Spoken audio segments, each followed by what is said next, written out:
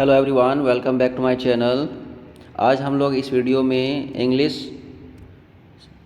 CTET का जो 30 questions पूछा जाता है उसमें से जो 15 क्वेश्चंस होते हैं वो पैसेज से आते हैं और 15 क्वेश्चन सीडीपी क्वेश्चंस होता है।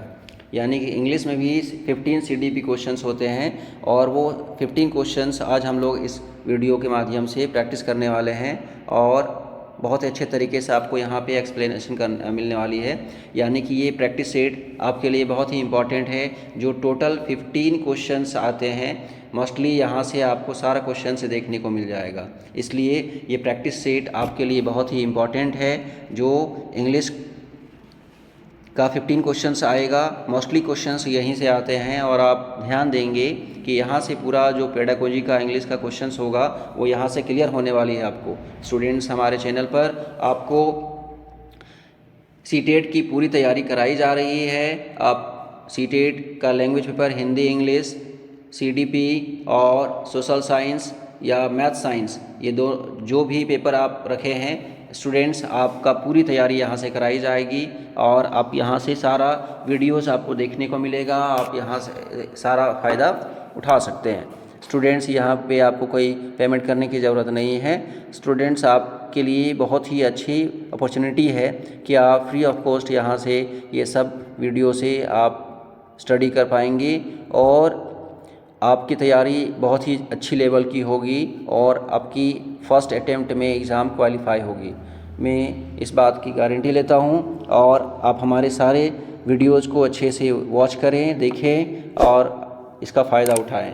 अब हम लोग बात करते हैं प्रैक्टिस जो क्वेश्चन है, प्रैक्टिस क्वेश्चंस। आप फर्स्ट क्वेश्चंस देख रहे हैं इंग्लिश का, जो पेडागोजी क्वेश्चंस है, इंग्लिश पेडागोजी। ये इंग्लिश जो लैंग्वेज पेपर है उसमें 15 पेडागोजी क्वेश्चंस आते हैं, उसके लिए है। तो आप फर्स्ट क्वेश्चंस देखेंगे। Question number 1, which of the following are characteristics of language. तो इसका option 1 and 2 both are correct. Language is structural system, language is unique system. हमेशा याद रखेंगे which of the following are characteristic of language, तो language is structural system, language is unique system. Question number 2 की ओर बढ़ेंगे। Question number 2 दिया हुआ है। क्वेश्चन नंबर 2 में है the primary function of language are, the primary functions of language are. Option 4 correct होगा। ऑप्शन 4, तो आप देख रहे हैं 1 एंड 2 दोनों इसी के अंदर आते हैं। Expression of feeling, meaning, communication and thinking. Expression of feeling, meaning, communication and thinking. Next 2 में है to control over other people as language is social act. ये आपका आंसर होगा। नाउ क्वेश्चन नंबर 3 की ओर बढ़ेंगे। क्वेश्चन नंबर 3 दिया हुआ है command over language gives a feeling of, command over language gives a feeling of confidence, satisfaction, security. ये नन ऑफ दीज होगा। कमांड ओवर लैंग्वेज, लैंग्वेज के अंदर कमांड होना, गिव्स अ फीलिंग ऑफ, किस तरह का फीलिंग देती है, तो यहाँ पर वो ऑप्शन नहीं दिया गया है, तो आप नन ऑफ दीज इसमें होगा। ना क्वेश्चन नंबर 4 की ओर बढ़ेंगे। क्वेश्चन नंबर 4 है when language is learned naturally and without any systematic practice then it is called as। इसको क्या कहा जाता है? जब लैंग्वेज को नेचुरल तरीके से, ये वर्ड याद रखेंगे, naturally and without any systematic process, systematic practice, then it is called acquisition. अगर लैंग्वेज को नेचुरली सिखाया जाता है या सीखा जाता है उसको एक्विजिशन कहेंगे। क्या कहेंगे? एक्विजिशन कहेंगे। और ये क्या होता है? विदाउट एनी सिस्टमेटिक प्रैक्टिस होता है, ये बगैर प्रैक्टिस की होती है, ये एक्विजिशन है, ये नेचुरल तरीके से लोग सीखते हैं। और फिर क्या है दूसरे क्वेश्चन नंबर 5 देखेंगे। क्वेश्चन नंबर 5 में है when language are learned without any practice it is called as first language. Without any practice, when language are learned without any practice, यहाँ पे भी था without any systematic practice, but वो naturally mention था, naturally की वजह से acquisition, but without any practice रहेगा, it is called as first language. ये फर्स्ट लैंग्वेज कहलाएगा। क्या कहलाएगा? First language. कब? विदाउट एनी प्रैक्टिस, जब नेचुरली नहीं रहेगा तब। क्वेश्चन नंबर 6 की ओर बढ़ेंगे। क्वेश्चन नंबर 6 दिया हुआ है the way through which the art of using skill and practice is given to learn it, then it is called The right answer is option 1, learning. The way through which the art of using skill and practice is given to learn it, then it is called learning. Question number 7 की ओर बढ़ेंगे. Question number 7 है which of the following is not correctly matched. कौन सा correctly matched है? नहीं है, not correctly matched, है ना. तो इसमें देखेंगे B.F. Skinner theory of operant condition, Pavlov theory of classical conditioning, B.F. Skinner verbal behaviour, ये सारा सही है, इसलिए नन ऑफ दीज होगा. यहाँ पूछा है क्वेश्चन नॉट करेक्टली मैच, कौन सा करेक्टली मैच नहीं है, तो यहाँ तो सारा मैच कर रहा है, इसलिए इसमें आंसर क्या हो जाएगा? None of these. ये सारा आप ध्यान जरूर देंगे. नॉट करेक्टली मैच्ड स्टूडेंट्स ध्यान नहीं देते हैं और इसकी वजह से मिस्टेक करके आ जाते हैं, इसलिए नॉट वाले क्वेश्चन पर ज़्यादा ध्यान से आंसर करेंगे. नाउ क्वेश्चन नंबर 8 की ओर बढ़ेंगे. क्वेश्चन नंबर 8 है which one is the theory based on the habit formation that says that human or any creature gives response due to stimulus or human learn due to stimulus. तो इसका right answer क्या होगा? Classical conditioning. Which one is the theory based on the habit formation that says a human or any creature gives response due to stimulus or human learn due to stimulus. जब ये questions होगा classical conditioning answers करेंगे. Question number 9 देखेंगे. Question number 9 है which one of the following is not one of the stages of learning. कौन सा stages of learning नहीं है? तो राइट आंसर होगा एडॉप्टेशन. ये एडॉप्टेशन कहते हैं एडॉप्ट करना, है ना. ना क्वेश्चन नंबर 10 की ओर बढ़ेंगे. क्वेश्चन नंबर 10 है the aim is that the child should learn to do the task which of the following stage. The right answer is fluency. The aim is that the child should learn to do the task both accurately and quickly. Accurately and quickly. The statement fits to which of the following stage? Fluency. इसको क्या कहेंगे? Fluency कहेंगे. Question number 11 देखेंगे. 11 है which of the following are productive skills. तो इसका right answer होगा speaking and writing. Speaking writing both हो जाएगा, इसलिए ऑप्शन 3 करेक्ट है. इसका राइट आंसर क्या होगा? क्वेश्चन नंबर 11 का राइट आंसर होगा option 3 speaking writing. Now next question की ओर बढ़ेंगे. Question number 12. क्वेश्चन नंबर 12 है effective instructors teach students strategies using minimal responses, recognizing scripts and using language to talk about language. These strategies help students learn to. The right answer is speak. क्या होगा? Speak. Option 1. Instructors can help students overcome this reticence by assuring them that misunderstanding and the need for clarification can occur in any type of interaction, whatever the participants' language skill levels. This particular strategy refers to which of the following? The right answer is option 3. The right answer is option 3. Language to talk about language. Language to talk about language. Now question number 14 की ओर बढ़ेंगे. Match the following integrating metacognitive strategies. The right answer is option 2. Option 2 देखेंगे. 1 का B होगा.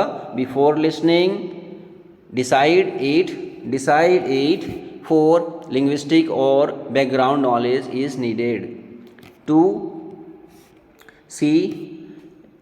During and after listening क्या होगा? Listen again to check comprehension.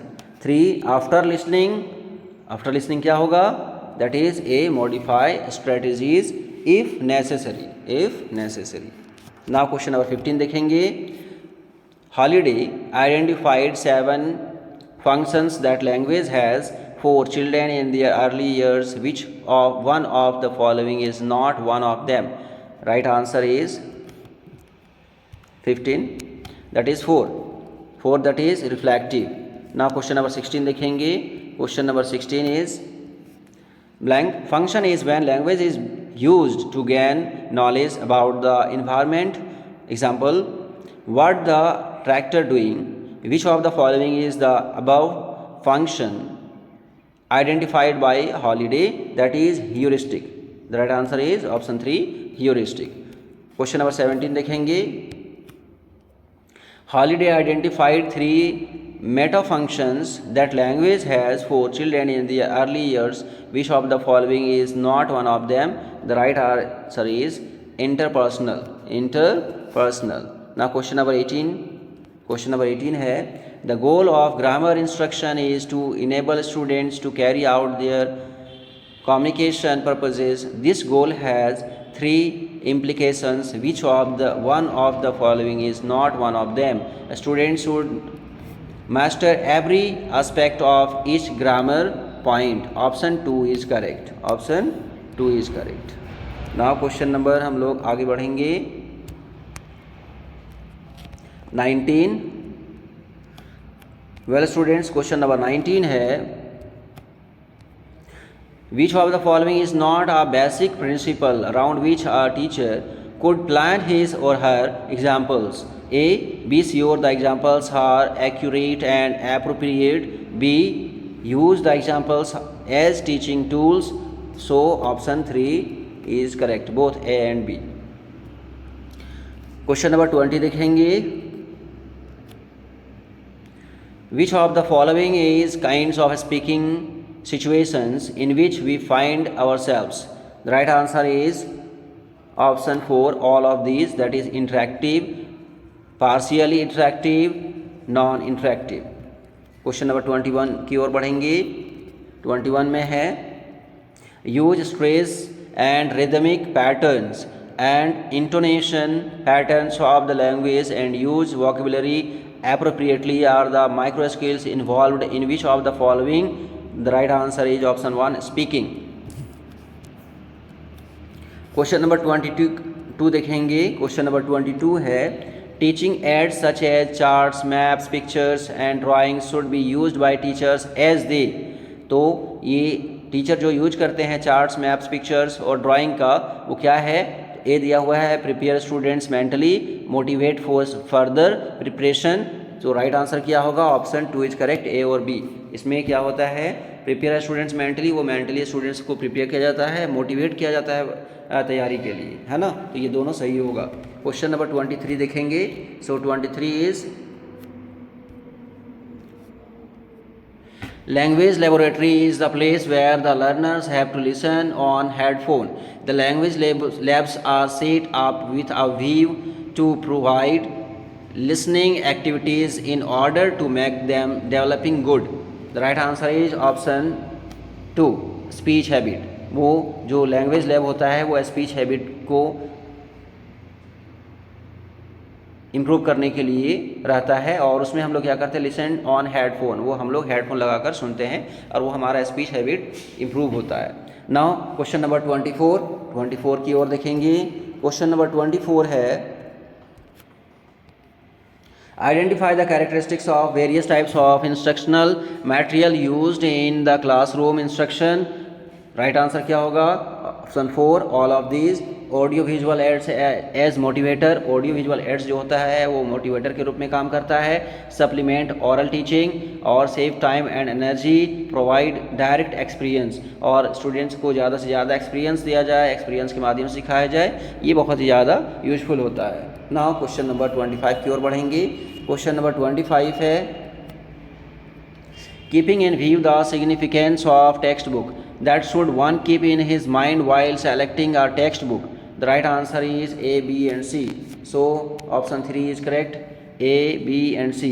As interest and individual differences, the cover should be attractive and qualitative. C, textbook should cover the objectives of the subject. Now next question देखेंगे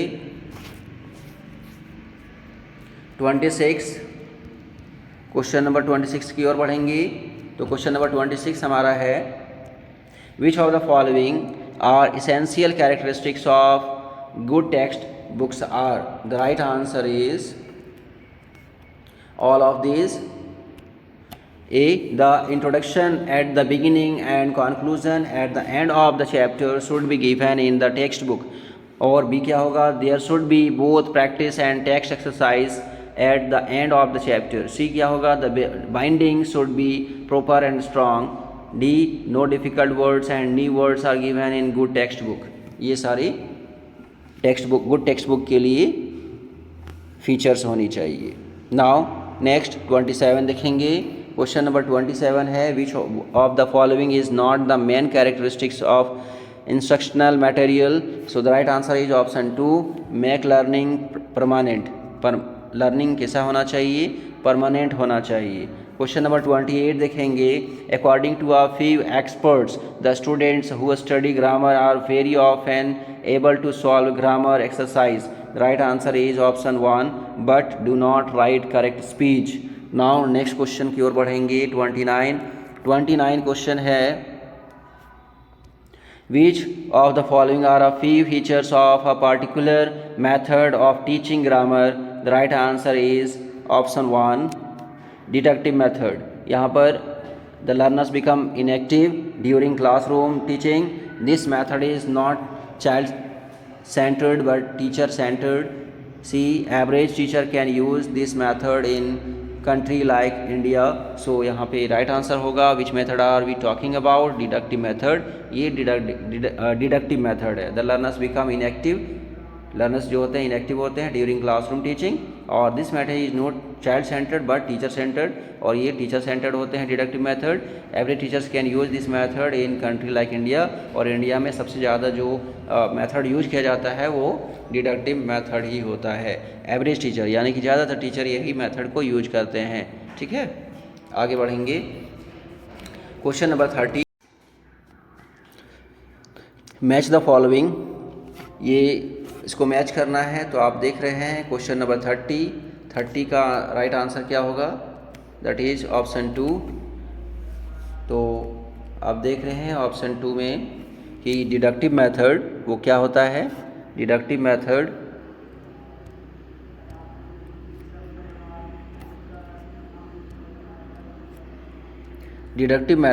that is C, teacher uses a grammar textbook to tell his students rules or definition. Deductive method में पहले rules या definition को बताया जाता है, फिर explanation होती है। पहले डिफाइन किया जाता है, फिर एक्सप्लेनेशन होती है, those with the help of examples, और फिर एग्जाम्पल दिया जाता है। यानी कि पहले डेफिनेशन, फिर एग्जाम्पल और एक्सप्लेनेशन। ये डिडक्टिव मेथड है। बट इंडक्टिव मेथड क्या है? इंडक्टिव मेथड देखेंगे कि टीचर फर्स्ट प्रेजेंट्स और टेक द एग्जाम्पल, वो पहले एग्जाम्पल देते हैं from the students, then comes on theory और कॉन्सेप्ट, फिर वो एक्सप्लेनेशन और कॉन्सेप्ट पे आते हैं। डिडक्टिव मेथड में पहले क्या होता है?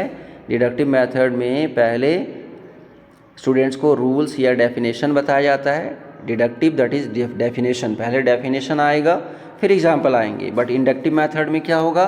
पहले एक्सप्लेनेशन आएंगे फिर एग्जाम्पल दिया जाएगा। ठीक है, पहले एक्सप्लेनेशन, ठीक है, उसके बाद ये एग्जाम्पल दिया जाएगा। इन जैसा कि यहाँ पे अब takes the example from the students, then takes the example, वो पहले एग्जाम्पल लेते हैं फ्रॉम द स्टूडेंट्स, स्टूडेंट से, देन कम्स ऑन थ्योरी, फिर थ्योरी पे आते हैं और कॉन्सेप्ट। नाउ इंसिडेंटल मेथड क्या है? During the composition writing the teacher explains complex sentences pattern. और इंसिडेंटल मेथड में ये कंपोजिशन राइटिंग में टीचर जो होते हैं वो कॉम्प्लेक्स सेंटेंस पैटर्न को एक्सप्लेन करते हैं। क्वेश्चन नंबर 31 देखेंगे। Which method is based on the theory from example to generalisation? So the right answer is, देखिए यहाँ पर फिर से ये सेम क्वेश्चन आया है, which method is based on the theory from example to generalisation. Example से जनरलाइजेशन यानी एक्सप्लेनेशन में आएंगे तो इंडक्टिव मेथड है ना। और डिडक्टिव मेथड क्या होगा? डिडक्टिव में पहले डेफिनेशन फिर एग्जाम्पल। अब हम लोग आगे बढ़ेंगे क्वेश्चन नंबर 32। क्वेश्चन नंबर 32 है, which of the following grammar teaching method disturbs the teaching of a text book और composition writing times? So the right answer is option 4, incidental method. ये क्या है? जो which of the following grammar teaching method disturbs the teaching, ये teaching को disturb करता है, teaching of a text book और कंपोजिशन राइटिंग एट टाइम्स, तो ये इंसिडेंटल मेथड होता है क्योंकि इसमें कॉम्प्लेक्स सेंटेंसेस एक्सप्लेनेशन होती है। क्वेश्चन नंबर 33 की ओर बढ़ेंगे। क्वेश्चन नंबर 33 है, in the context of pupils with learning difficulties, which one is not a learning difficulty? So the right answer is option 4, lack of good books. The context of pupils with learning difficulties, learning difficulty किस किस में आती है? Which one is not a learning difficulty, but ये learning difficulty नहीं है, तो lack of good books ये लर्निंग डिफिकल्टी नहीं है। नाउ क्वेश्चन नंबर 34 की ओर बढ़ेंगे। क्वेश्चन नंबर 34 है the aim of remedial teaching programme RTP is to provide.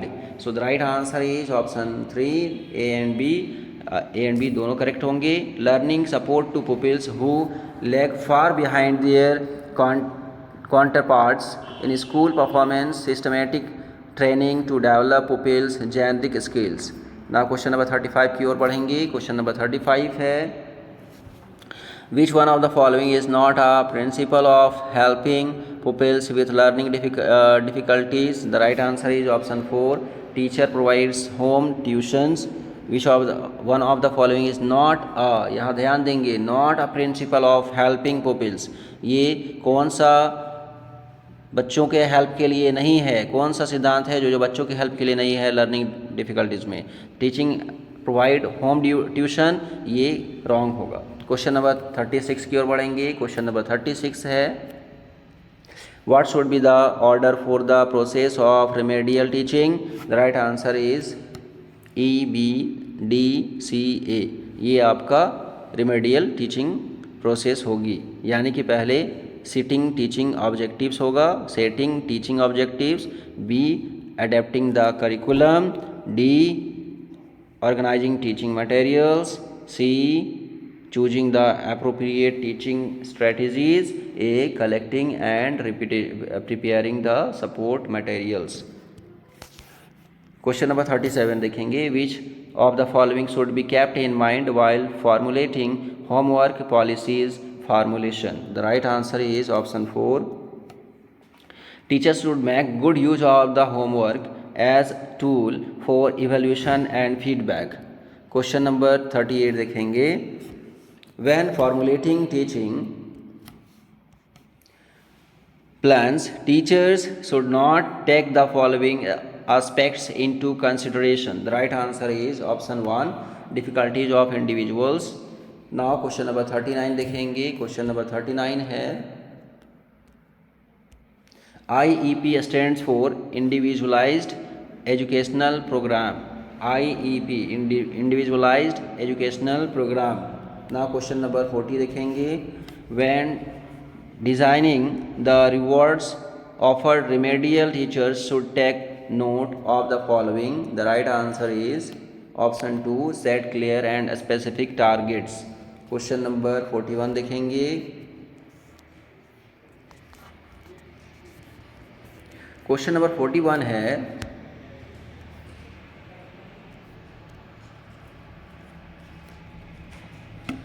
remedial teachers should observe the following when dealing with the behavior problems of pupils। so the right answer is option 1, should always pay attention to their misbehavior।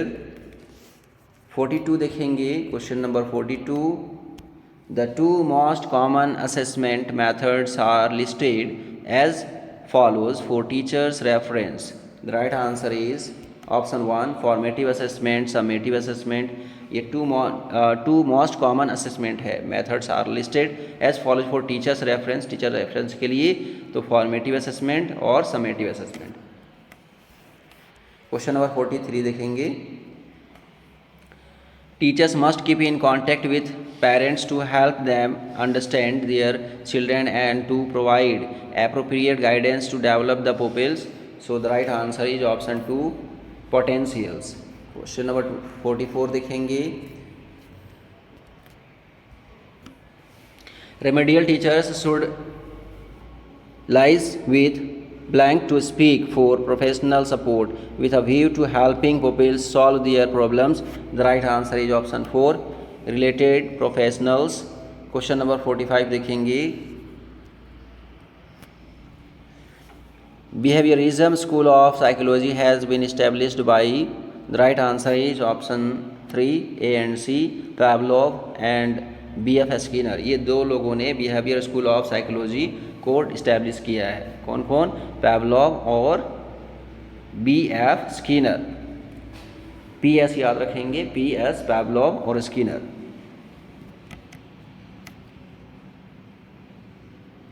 Question number 46 की ओर बढ़ेंगे। Next question 46। Cognitivism is a doctrine that the blank can be invoked in scientific investigation and even be made the object of study itself. The right answer is option 2, mind. Question number 47 की ओर बढ़ेंगे। The psychologist Piaget emphasizes the importance of three things. Which of the following is not one of them? The right answer is option 4, memorising. ये नहीं है।